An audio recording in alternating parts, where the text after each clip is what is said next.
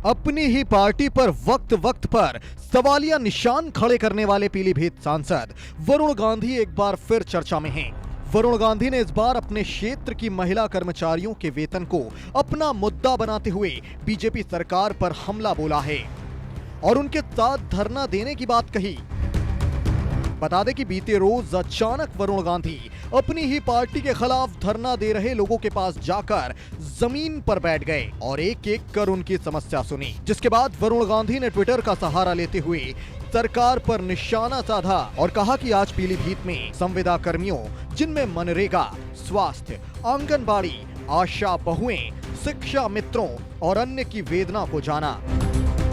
संविदा कर्मी भी दूसरे सरकारी कर्मचारियों की तरह समान मानदेय के साथ समान सम्मान के भी हकदार हैं। नियमितीकरण और सम्मान की इस लड़ाई में मैं इनके साथ अंत तक खड़ा रहूंगा। दरअसल बीजेपी के बागी नेता 2 दिवसीय दौरे के लिए बीते दिन पीलीभीत पहुंचे थे। इसी दौरान संविदा कर्मियों ने एक कार्यक्रम में उन्हें बतौर अतिथि बुलाया। इसी कार्यक्रम में शिरकत करते हुए वरुण गांधी जब मंच पर पहुंचे तो उनकी नजर जमीन पर बैठे संविदा कर्मी पर पड़ी। वरुण गांधी ने मंच से कहा कि आप लोगों की बात सुनने के लिए आपके बीच आना जरूरी है, इसलिए मैं जमीन पर बैठकर ही आपकी बात सुनूंगा। ये कहते हुए बीजेपी सांसद मंच से उतरकर इन संविदा कर्मियों के पास आकर बैठ गए और करीब 45 मिनट तक जमीन पर ही बैठकर उनकी समस्याएं सुनी।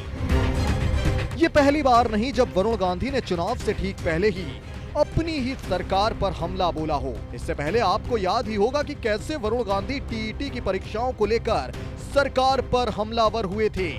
साथ ही बीजेपी सरकार पर कई सवाल खड़े करते हुए उन्होंने पूछा था कि आखिर रसूखदारों पर एक्शन कब होगा। वरुण गांधी तो किसानों को लेकर भी बीजेपी सरकार को खत लिख चुके हैं। वहीं वरुण गांधी अपनी ही पार्टी के खिलाफ संविदा कर्मियों के साथ धरना देने की बात कर रहे हैं। ऐसे में बीजेपी इस पर क्या एक्शन लेगी, ये देखना होगा।